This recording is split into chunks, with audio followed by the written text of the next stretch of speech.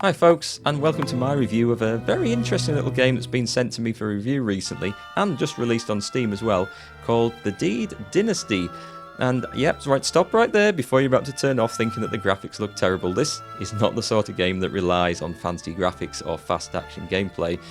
This is something completely different that I've never come across before in a PC game, hence why I actually got my interest piqued in it and thought I'd give it a go.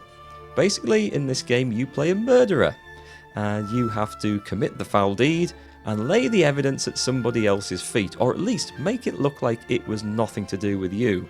And yeah, I know, you guys are already forming an opinion of me as being a tank-burning psychopath from my games in World of Tanks. Now you're finding out that I'm playing games about murderers, it's probably not going to change that opinion very much. But bear with it, because this game isn't as dark and sinister quite as it sounds. Now, The Deed Dynasty is actually a follow-up to the game The Deed, but the Dynasty part of it comes in that the three scenarios that you get to play in this game, you play members of a proud noble family separated by 5 centuries, but have in common a vengeful and murderous intent. Plans must be formed, blood must be spilled, and evidence must be planted. Alright, that sounds absolutely awful, but it's not quite as bad as that, as most of the people that you're going to be taking out seem to have it coming to them. So the 3 scenarios we have to look at are one set in medieval England, one in the Wild West, and another in Victorian Scotland, and they all play differently, but they all have a bit of a theme running to them. So we're going to be checking out mostly the play from the medieval England scenario.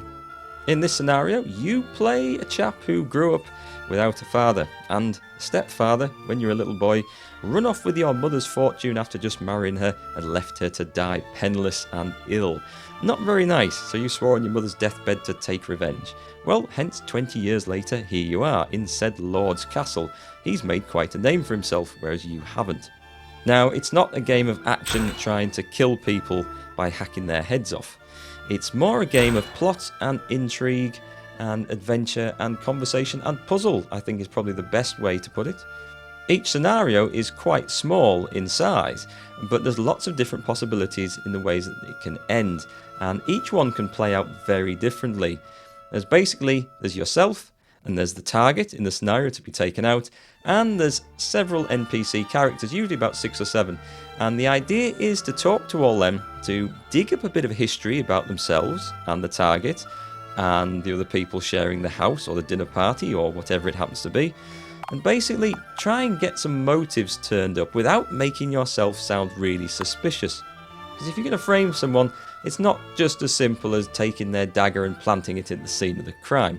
And basically you have to have dug up reasons why they might want the person dead. Or if you don't like framing someone, you can of course try and make it look like a suicide, but if you're going to make it look like a suicide, then hacking the guy's head off with a meat cleaver and then trying to claim he did it himself is probably not going to stick, so you have to think quite carefully about how you lay this adventure out. And this is where the puzzle part comes into it. There's lots of items lying around the scenarios that can be used as either murder items or as evidence which you can plant in somebody else's belongings or bedroom, and you can only carry 2, so generally that's going to be 1 murder weapon and 1 piece of evidence. Although it is possible to murder with your bare hands or by shoving people off balconies, so you might have scope for 2 pieces of evidence. But you have to plant it on the right person. And there's no point trying to frame someone if you haven't uncovered a suitable motive for them committing the murder. And that's where the conversation part of the game comes in. As you're talking to the NPC characters, you can ask them about other members there present in the scenario that they may have had run-ins with, or meetings with, or relationships with. The interesting thing is that you can only ask them about another person once, and once you've chosen the line of conversation and your responses, that's it. You can't go back and ask them about it again. This is where the replay value comes into the game. And you have to very carefully choose your line of questioning, because A, you don't want to sound like you're just digging up secrets and sounding a little bit suspicious, but B, you need to pretty much early on get an idea of who you're going to frame for the murder, and then pursue that line and try and dig up as much motive on each other person you can talk to as you can. It sounds a little confusing, but it actually works very easily. The first couple of times you play it, you'll probably mess it right up, as I did. Basically, I took a very early disliking to the Mother Superior nun in this medieval scenario. Didn't like her one bit, so I thought, I'm going to frame her.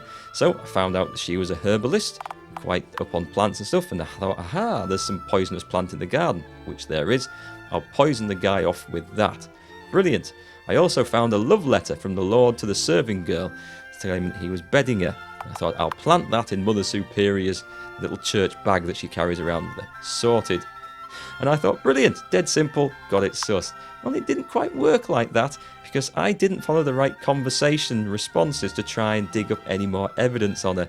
And of course, the local law turned up, didn't believe that a mother of the church would do such a heinous crime, and looked at me, the stranger, who'd been asking about everybody's backgrounds and secrets, and reasons for hating everyone. So I kind of incriminated myself. But that was a good introduction to the game, and I like the fact that it's not quite as simple as it first appears. I also failed on the second attempt, but then had a bit more of a clue, and actually I stopped trying to frame the Mother Superior and went and found an easier victim, someone with a bit of a criminal past. I'm not going to spoil anything for you, but the thing I like about the game is that I highly suspect that it is possible to frame any other person in the scenario. There is not one right way of doing it, and there's a bit of a replay value in the game there. Now, the game only costs £1.99, so it's not the sort of a game you should expect years and years of replay value out of. But because the three scenarios can be played through very differently, and if you're someone like me who enjoys a challenge, you might want to replay it just to see if you can frame every other single character in there at one point, or even make it look like a suicide. I know this sounds terrible talking about killing people off and framing innocent people, but I think of it as playing Cluedo in reverse. Instead of trying to come to the conclusion that it was Colonel Mustard in the library with the lead pipe, you basically have to make it look to everyone else like it was going to be Colonel Mustard in the library with the lead pipe, despite the protestations of the innocent Colonel Mustard. It's a bit like playing detective in reverse, but one very important part of this, and the conversation mode that you go through, is that you have to be very careful what you say to anyone, and you must remember your responses, because when the law turns up later, you basically play through this like a scene from Columbo, where you gather all the people into one room and talk about what happened and who said what to whom about what. And if you give a different response to lots of different people, then that's going to come out later. And that's pretty much how I incriminated myself the first time I played it. So be careful who you tell lies to. Also, you've got to choose between telling enough of the truth to make you sound believable and enough lies to cover your trail and your background. It's quite complex for all it looks very simple. And one thing that maybe drew me to the game a little bit more with the looks is that it reminds me a lot of the Ultima series of games, Ultimas 6 and 7 I think, going back a long time. They were fantastic role-playing games, but they looked kind of like this, and they had some great puzzle aspects to them, and that's something I think that's missing from a lot of computer games these days.